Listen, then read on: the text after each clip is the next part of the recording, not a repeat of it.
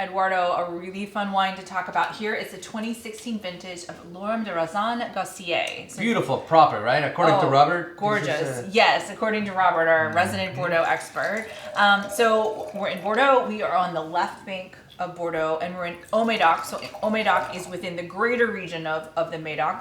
And within Haut-Médoc itself are the sort of the four great communes that we talk about. You know, Margaux, Pauillac, Saint-Julien, Saint-Estèphe.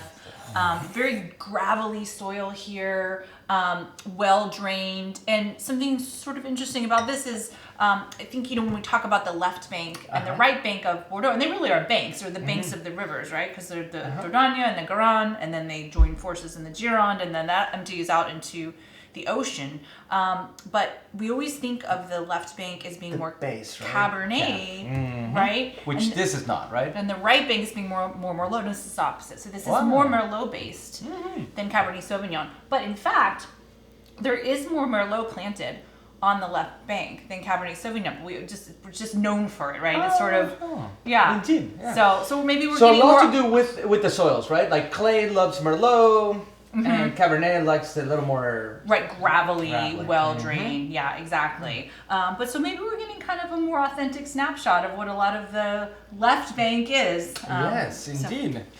Beautiful wine. I mean, I get a lot of like really steeped violet, a little more richness, graphite. Definitely. Beautiful. I think there's a little mintiness on this. I mean that as a compliment. It has that kind of freshness or like herbal note that I get sometimes from Bordeaux. Definitely like graphite cedar, blackcurrant, right? Black cherry.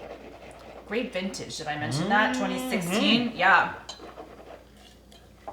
Definitely worth mentioning. For the record, beautiful wine. It has a little bit of a pencil shaving. It does. And eraser. And that really fine grained tannin. You feel that? Oh. You cannot replicate this anywhere else in the world. You really can't. Really unique. It's got the stamp.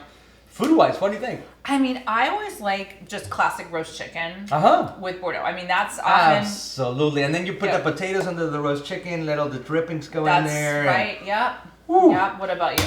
I don't know, call me crazy, but let's call it Super Bowl weekend, and you have this carnitas nachos. Just a generous amount of carnitas, and an open one of these babies. Call it a day. It loves that the richness to it. If you prefer to go vegetables, put some eggplant in the grill, Japanese eggplant, sliced thick, and then a little grill to it, and a little sauce on top. Love it. Bam. And I think this is ready now for sure to drink, but if you did want to hold it longer, you definitely could, right? Oh, absolutely. Yeah, these wines like this have that stamina, the richness. It can hold on for another decade. Yeah, easily. For sure. I'm not holding on though. No, there's no way. We don't have that self-control yet. Not yet. Cheers.